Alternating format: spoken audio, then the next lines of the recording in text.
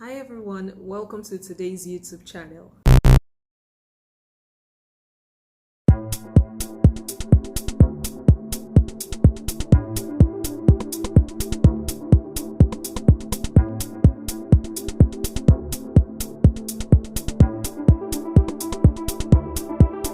So in today's video, we're going to be wrapping up the first part of the series talking about knowing your title documents. So in the first part, we shared 3 title documents, and the first one was the registered survey, the second one was the accession, while the third was the gazette.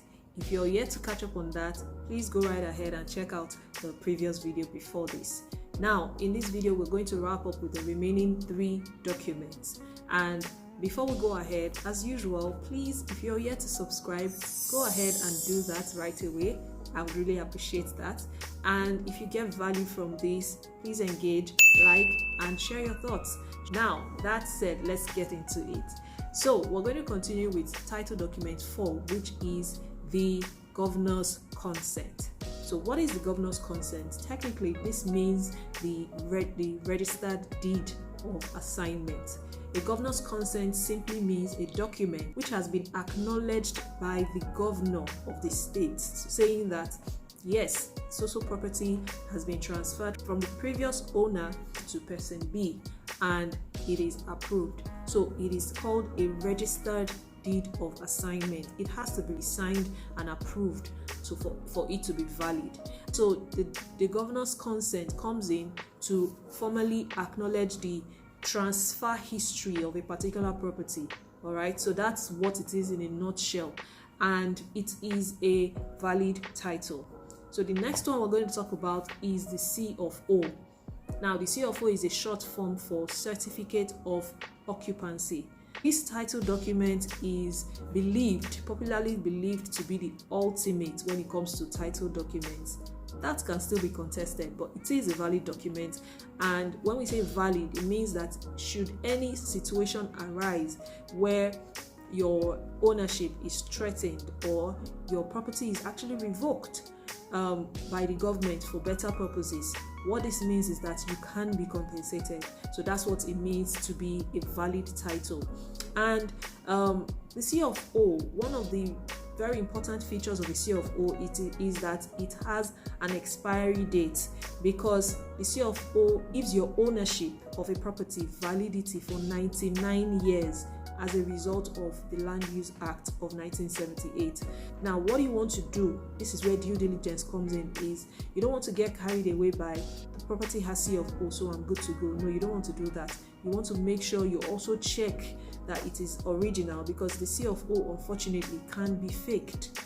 So you want to check that it is original, and you also want to check the time left on that title, so you don't fall prey to buying a property with just very limited time left on the property. Something also that is very important to note is that there cannot be 2 valid C of O's on one property. It's not possible. So like I said, one had to be faked or something. There are 2 ways you can get the C of O on a property.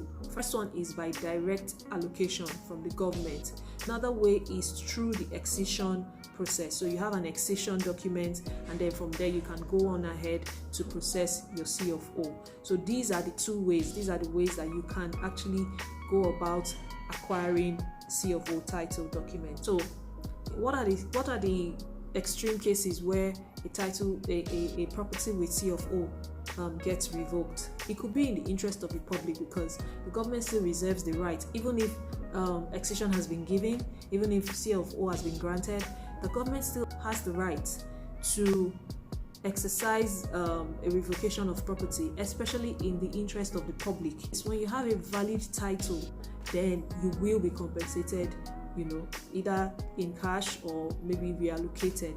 So ensure that you're doing your proper due diligence to be sure that the property really comes with a valid title. Now, the last one we're going to talk about, the last title document we're going to talk about, which is an interesting one, is called the court judgment. So the court judgment, as the name implies, it's a title that comes as a result of the settlement of a dispute over a property, and it is usually granted by the court. It can either come from the High Court, Supreme or Appeal Court. When you have a property that comes with the court judgment, especially the Supreme Court judgment, then you have a solid title. And it is arguably even better than the C of O title. The property with the C of O can still be contested in courts. So that brings us to the end of this two-part series on knowing your title document. I hope you got value. I hope you learned a thing or two. And if you did, I would love to read from you in the comments. If you have questions around anything concerning real estate, please go ahead and ask. I look forward to hearing from you and helping you be a better informed real estate investor. Until next time, take care and bye for now.